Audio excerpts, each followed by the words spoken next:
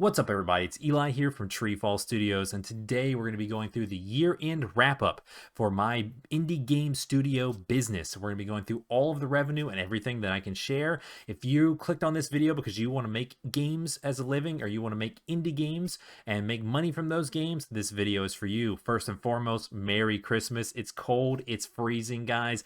Alrighty, let's go ahead and jump into this video. Alrighty guys, here we go. We are now in indie game income territory. And guess what? Spoiler alert, it also sucks this year. If you watched my video last year, I was pretty down on how the sales went in 2023, and guess what? No surprise, they got worse. So let's go ahead and move right on in. Let's make sure I am in my... There we go. Let's hide the mouse. Let's see if I can get that off screen for you guys. Beautiful. Let's go ahead and get started. 2024 Indie Studio Breakdown. All right, so we're going to go through this data, and this is the data. This year, this is actually going to be net data, not gross. So it's the money that hit the bank January through December, because I've already seen what all of my December income is going to be, and we're going to be looking right here and be explaining this breakdown in a little bit more depth. But just so you guys know, the money that comes in, this is on a rolling scale, so the money that comes in January for 2024 is actually earned in December or the previous year of 2023, and then that's paid, you know, a month later or so. Everyone pays on a different pay scale. Xbox is different than PlayStation's, so some of the money is from the previous year, but now we're going to be looking at a full year of what actually came into the bank January through December to give you a more complete picture. In last year's video, I only did through November, so this is a little bit more complete. So we're going to be breaking down our income right here already. You guys, I can already, by the time I've said all of these words, you've probably already typed in comments, holy crap, look at PlayStation. PlayStation is 81.6 of our studio's income. Then the next one is actually second place was Atari VCS. Let's go Atari fam, 6.1%. And then we move down to Steam at 3.9%. Then we move to the Xbox at 2.4%. Pitiful, guys, pitiful. And then our Patreon is 1.4%.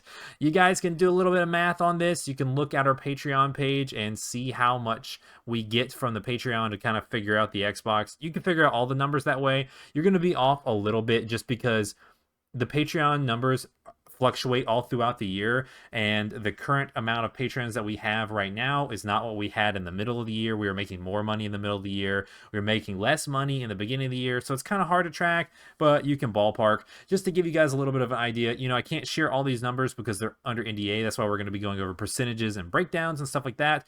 But I will tell you that the Atari VCS numbers are above 4 figures. So that's more than 1,000, less than 10,000. Obviously, if you do that math, the PlayStation figures are way above 5 figures. So there you go. That's some numbers for you. And you can kind of figure out all of the math here. But basically what happens is 15% of our income comes from like 4 sources.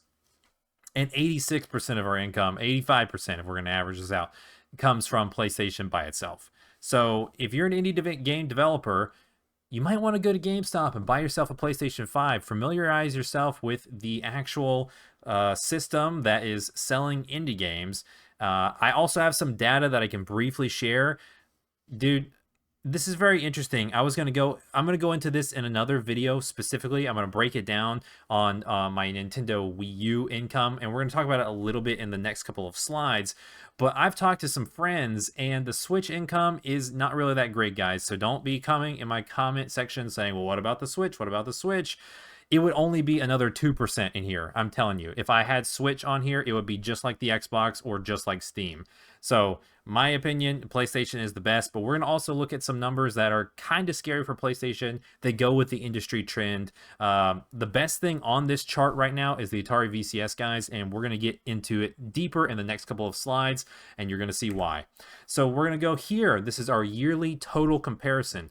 And this is 2022, 2023, and 2024. I went back 3 years. I could have gone 4, but it was just a whole lot of data. And I think that 4 years ago, you know, all the way down to 2021, that's a whole different time period. 2022 was like leaving the pandemic time, so it's a little bit closer to baseline. But still, this is like, you can see I have like monthly charts, and you can basically see where inflation started ramping up in the middle of 2022, terrible in 2023, and obviously devastating in 2024. But you can see, all right, this is the total year comparison. All the income sources that I made as an indie game developer, all added up. That would be the Steam, the PlayStation, the Xbox, the Atari VCS, the Patreon page, everything. So we had a 29%, almost 30% total decline from 2022 to 2023. Not as bad. I mean, to be honest, not as bad in 2024. A 6% decline from 2023 to 2024. So that's not too bad. We're only sliding a little bit. However, when we get into some of these details, you're going to be shocked because I did more work, basically more releases in 24, and still made less money. Overall, I'm at a 33% negative decline in income in the past 2 years. This is not sustainable, guys. Indie game development is dead. If you're watching this and you want to make money, I'm sorry, it's going downhill right now. Here's my yearly comparison trajectory. We've got way more data this year. I want you guys to be able to dig into this deep, learn some interesting insights as I offer them the best that I can, and try to give you some tips and try to help you not quit your job and make a YouTube channel, because you're going to lose money. That's for sure. Yearly comparison trajectory. We got PlayStation, Steam, Atari, VCS. You can see the top one, the blue, that's the PlayStation. This graph basically shows you how much higher the income is from PlayStation than our other sources. But you can see the trajectory from 2022 to 2023 to 2024. It's sliding down. It's not as fast. You know, we're almost slowing down that fall in 24 and in 25. I think that I can maybe pump it back up just a tad, but it's going to be very, very hard. All right, you can see down below, if we look at the graph, our Steam, it's basically so hard to see. I'm going to break these down into further graphs, but you can see that Atari slowly rises over Steam, and you can see how both, if you stacked Atari and Steam on each other, they're not even a drop in the bucket compared to PlayStation. So that's very interesting for you guys. Hopefully that this slide shows you something.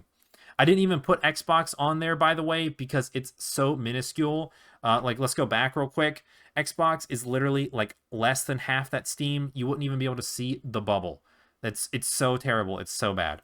All right, we're going into Steam here. So here's the graph, what you just saw, but zoomed in on just the Steam numbers so you can see it more clearly. 2022, 23, 24. And I want to give you a little bit of data context so you guys can understand this. In 22, we launched 2 games on Steam, Pedestal of Trials and The Letter Classic Edition. Those are big hits from me. They are positively rated, 15 positive reviews on May's Pedestal of Trials, and like 22, I think, on The Letter. And the total cost of that, I'm not including dev time costs for porting. I'm just going to let you guys know that, you know, it costs $100 per game to go on Steam. So it cost me $200 to put those games on Steam. 2 games, 22. 2 games in 23. Mighty Math and Bounce and Roll, also another $200. And I made less money in 2023. Here's the craziest thing about Steam. This is the positive silver lining. I didn't launch a single game in 2023. I said, I don't care about Steam. I didn't do anything. It cost me $0, no new games. I didn't port anything. I just put my games on PlayStation. And guess what? I basically doubled my money almost from 23 to 24. And that shows you that the Steam algorithm has legs. As people continue to review Maze, Pedestal of Trials, and the original Maze, they started selling more as they filtered into people's discovery queues, I'm assuming. You know, the original Maze broke its $1,000 a while back. And once it broke that $1,000, it started to sell more randomly at full price when it wasn't even being advertised. So I'm assuming that it continued to filter into people's feeds. So that's the best thing about Steam. I still actually have hope for Steam and plan to release games on Steam in the future. However, hopefully this data has shown you guys that Steam is not our priority, and that's why every game that we release, the smaller versions, it's not worth it to pay $100 to spend a month porting it, you know, to do all this stuff to barely make any money. And sometimes not even break even. All right, let's move on to the Atari VCS trend. This is the craziest thing ever. Atari VCS had 0 and 22. I didn't have any launches. 23, I started about halfway through the year. So this trend line is not actually, it would probably have been like the same each year because, 23 is not a full year of income. However, I just wanted to point this out. The system is getting older. It's really old at this point, but it's not slowing down game purchases. And the Black Friday sale that just happened, a ton of people commented on my video. Go watch it if you hadn't, and look at the comments. My most recent video, so many people were buying the Atari VCS for the first time when it was on sale for Black Friday.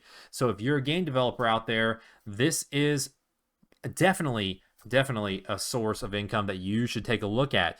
Go buy yourself an Atari VCS, support Atari, and let your friends know. Go ahead and check it out. It's more than my Steam income. It almost doubled my Steam income this year. And guess what, guys? It didn't cost anything. I don't have to pay $100 per game. I've paid over $800 in Steam fees. I think at this point, I paid $900 to get my games on Steam, and I paid nothing on VCS, and it's making more money. So the whole point of this slide is to show you that there's still people playing it in 2024. So if you're starting a brand new indie game studio, it might be worth looking into. All right, so this is going to give you a total breakdown to compare those charts, as this is just going to really show you what kind of work it takes to make money in indie game development. In 2022, the chart originally on that old slide was really high, and then it dropped really far, and then it dropped a little bit. We're going to go through and show you what games I released. So I started off 2022 with Meme Run. This was a published game. I didn't develop it. I had nothing to do with this. I published this for my friend. I did the porting house work for him. January 22. June 22, we released Night Detective. This was October, I think, 22. I released Mighty Math. And then The Letter was November 22, 1 month later. And then right after that, we released Tilting Tiles Ultimate Tilt Remix in December of 22. 5 games. This is the most amount of games I've ever published. So this shows you how inflation and the economy has taken a toll on the video game industry. Basically, I want to show you with this slide that the amount of games, the quality of the games don't really matter in terms of the sales data, because in 21, I made more money than 22. It's not on these charts, but I sold a good amount more. I don't really want to give the numbers, actually. It's thousands of dollars more in 21 than 22. The Letter is one of our most popular games. Night Detective, surprisingly, is one of our most popular games. Mighty Math actually had an upswing in 23. More people found it on the PlayStation Store when I did the PS5 port.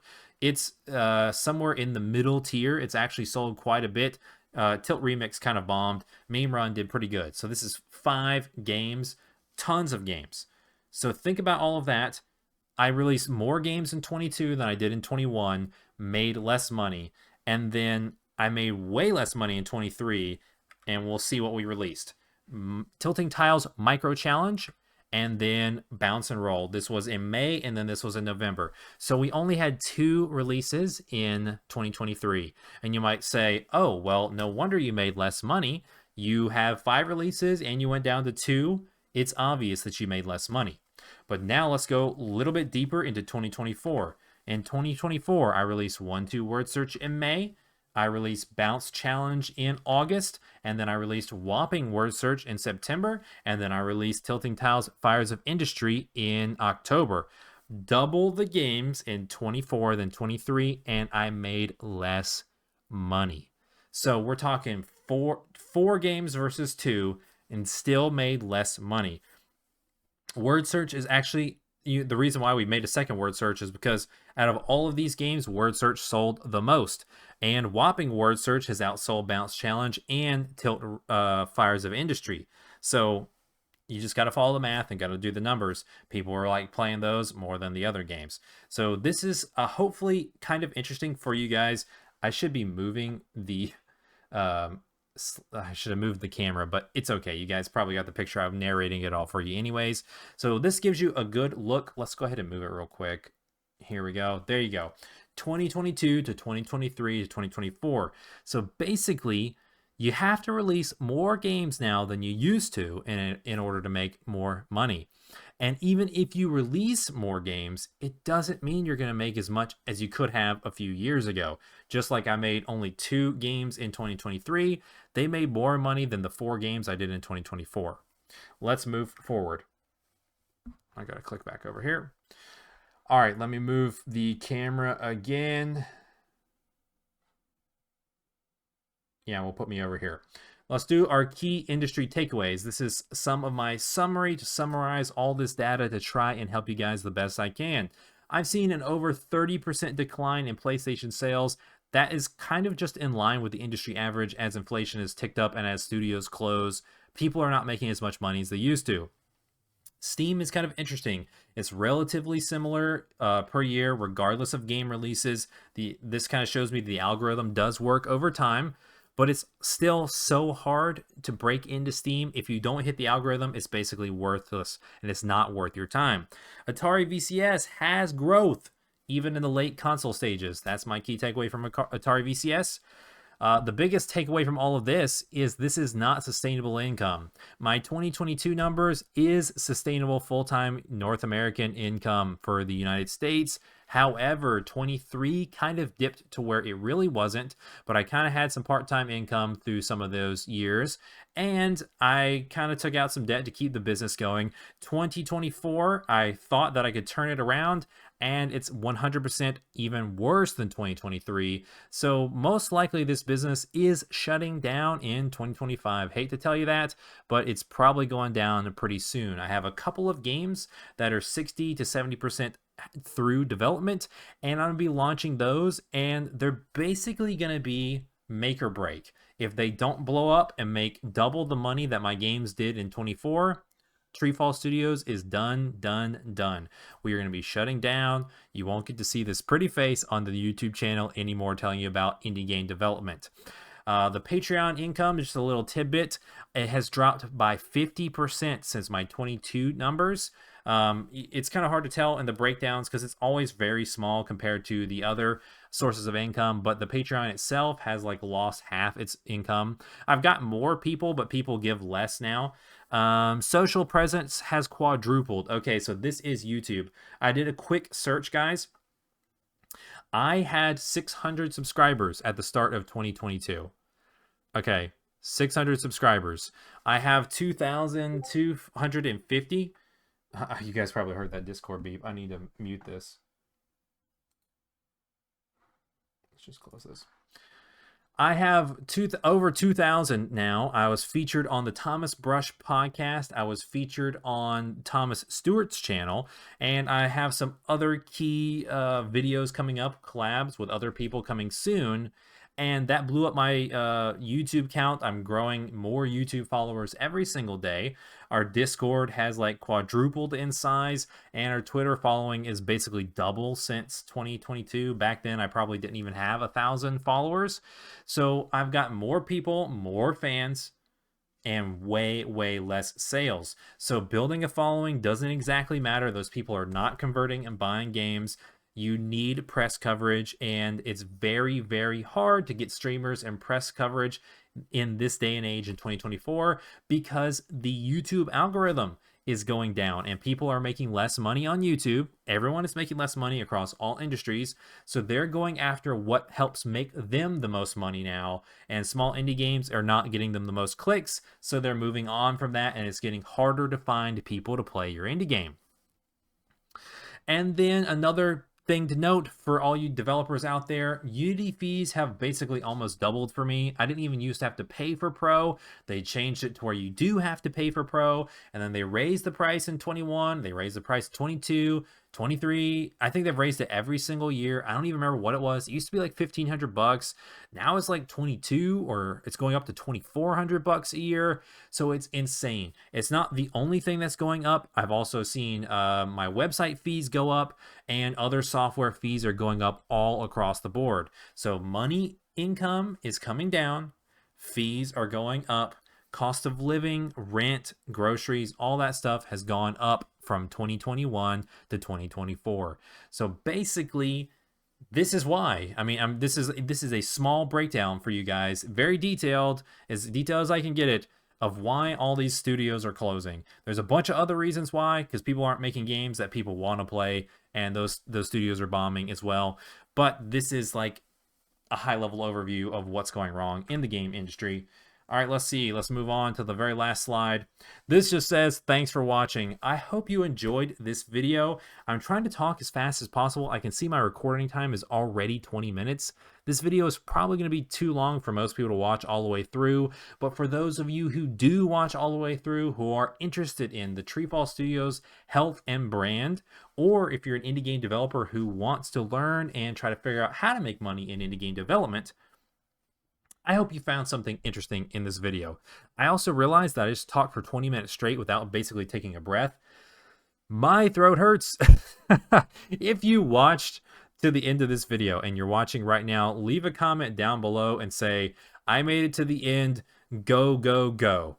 No, that's kind of lame. Let's say Pitterpot 2025. Put that in the comments and we'll get that trending. Pitterpot 2025, boys. That's what we're going to put in. Leave that down below if you made it to the end.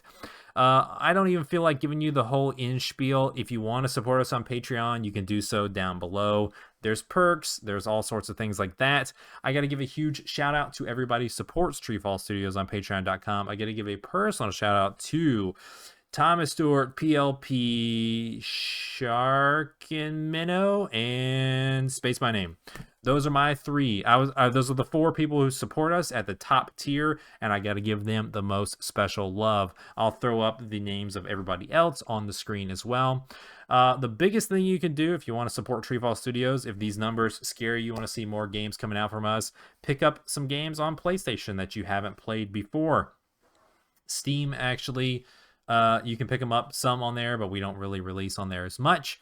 But hopefully you found this video interesting. The more I talk, I'm like, oh my gosh, this is just depressing stuff. We need to go back to the sad Pitterpot face.